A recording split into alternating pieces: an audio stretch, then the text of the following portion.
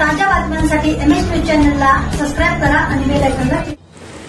तब्बल 15 वर्षांनंतर माळशिरसची आमसभा. माजी उपमुख्यमंत्री, 3 आमदार, एका खासदाराची हजेरी. माजी उपमुख्यमंत्री आणि 4 आजी माजी आमदार एका खासदाराच्या उपस्थितीत मोहिते पाटील यांच्या माळशिरसची तालुक्याची तब्बल 15 वर्षांनंतर आमसभा झाली आहे. या आमसभेत उपस्थितांकडून प्रश्नांचा भडीमार करण्यात आला. अधिकाऱ्यांना काही प्रश्नांची उत्तरे देता आली तर काहींची देता आली नाहीत. त्यामुळे आमदारांनी त्यांना चांगलंच धारेवर धरले. आमदार उत्तम जानकर यांनी मात्र आगामी काळात प्रत्येक 6 महिन्याला आमसभा घेण्याचा शब्द दिला. यावेळी मागील आमसभेत किती प्रश्न मार्गी लागले याचा आढावा घेणार असल्याचंही स्पष्ट केलंय. माजी उपमुख्यमंत्री विजयसिंग मोहिते पाटील, खासदार धैर्यशील मोहिते पाटील, आमदार रणजितसिंग मोहिते पाटील, आमदार अभिजित पाटील, माजी आमदार रामहरी रुपनवर, तहसीलदार, गटविकास अधिकारी आणि विविध विभागांचे शासकीय अधिकारी उपस्थित होते. आमसभेच्या अध्यक्षस्थानी आमदार उत्तम जानकर होते. यांनी तालुक्यातील विविध प्रश्नांचा आढावा घेऊन त्यावर उपाययोजना करण्याबाबत अधिकाऱ्यांना सूचना केल्या.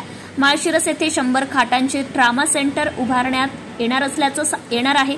संजय गांधी निराधार आणि अपंग योजनेतील लाभार्थींना अनुदान मिळावे यासाठी त्यांची KYC सह इतर कागदपत्रांची पूर्तता त्यांच्या घरापर्यंत जाऊन 30 जूनपर्यंत करावी अशी सूचना आमदारांनी केली आहे. प्रलंबित प्रश्नांची सोडवणूक करण्यासाठी दर 6 महिन्याला आता माळशिरसची आमसभा घेणार आहे. प्रत्येक आमसभेत मागील आमसभेतील किती प्रश्न मार्गी लागले आहेत याचा आढावा घेतला जाईल. तहसील आणि भूमी अभिलेख कार्यालयाबाबत अनेक नागरिकांच्या तक्रारी आहेत. त्या कार्यालयात आठवड्यात एकदा बैठक घेणार असून तक्रारदारांनी त्या ठिकाणी उपस्थित राहावं असं आवाहन आमदार जानकर यांनी केलंय. केळीच्या अनुदानाविषयी आमदार अभिजित पाटील कृषी अधिकाऱ्यांना प्रश्न विचारले असता त्या अधिकाऱ्यांना कुठलीही माहिती सांगता आली नाही.